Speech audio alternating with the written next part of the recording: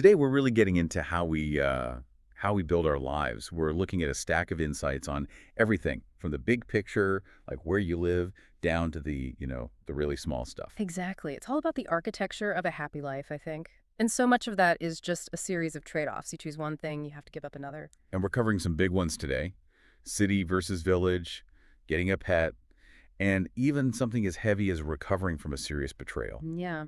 So let's start with the environment where you live. Okay, so the village. I feel like everyone has that fantasy, right? Escaping to some quiet little cottage. Oh, totally. And the material really paints that idyllic picture, peace, nature, fresh air. But the key insight for me wasn't the scenery. It was the social fabric. Community. The community, yeah. In a village, your neighbors aren't strangers. The source really highlighted that people in smaller towns actually rely on each other. It's like a built-in support system. See, but I always wonder about the flip side of that. You give up anonymity, and you definitely give up convenience. That's the trade-off. Yeah. Absolutely. You don't have a 24-hour pharmacy around the corner. Right. And that brings us to the city argument, which is all about efficiency. Mm-hmm.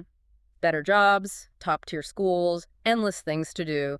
And the diversity, you're constantly exposed to new ideas, new cultures. It forces you to grow. But here's the paradox I found so interesting in the notes. You've got millions of people all around you, but the data suggests city dwellers often feel more alone. It's that classic distinction between being surrounded and being connected. Hmm. City life, it kind of pushes you toward independence, Self-reliance. which is great for your career, but it can easily slide into real loneliness. So at the end of the day, it's not that one is better. It just comes down to knowing yourself. Do you want speed and friction, or do you want slow and connected? Exactly. And speaking of connection, let's talk about getting a dog. Ah, yes. I have to say, the insights here were a little bit of a buzzkill for me. They seem to lean pretty hard into the don't do it camp. Well, it felt more like a necessary reality check.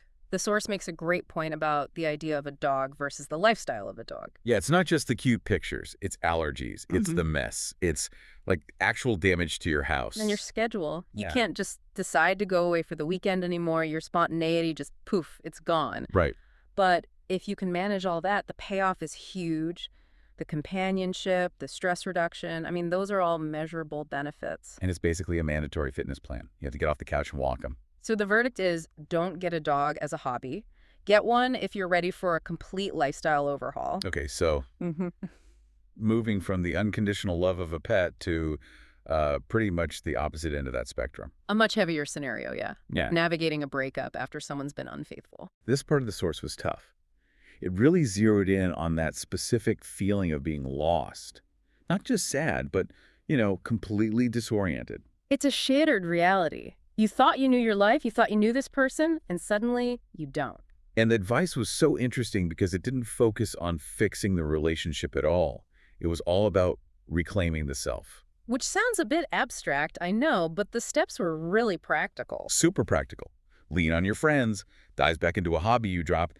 It's about filling that new empty space with you, not with someone else. And that core affirmation. Time heals all wounds. It's a cliche for a reason. Because it works. Yeah. The goal isn't just to move on, but to realize you deserve respect. You have to reset that standard for yourself. And building up your confidence is a huge part of that. Yeah. Which brings us to the last sort of odd little trick we found in the notes, I love this one. The advice is to record your own voice. which is, I think, everyone's actual nightmare. I cannot stand hearing myself on a recording. Most people can't, but that's exactly why it works. The source calls it a physical workout for your mouth. A workout for your mouth. I like that. Yeah, and when you listen back, you get objective data. And what usually happens is you realize you sound much better, much clearer than you thought you did in your own head. So it closes the gap between how anxious we feel and how we actually sound. Totally. And that feedback loop just builds confidence way faster than practicing in silence. Okay, so let's just quickly recap. We've gone from choosing our environment City or village. to weighing the massive commitment of a pet to rebuilding your entire identity after a heartbreak. And we finish with a practical tool, recording your voice to prove to yourself that you're more capable than you think. Which leaves us with one final thought. We know that recording our voice helps us improve a skill, but what if we applied that same habit of listening to ourselves to our own internal monologue? Mm. Would we make better choices about where to live or even who to love? That is the real deep dive. Thanks for listening, everyone. We'll see you next time.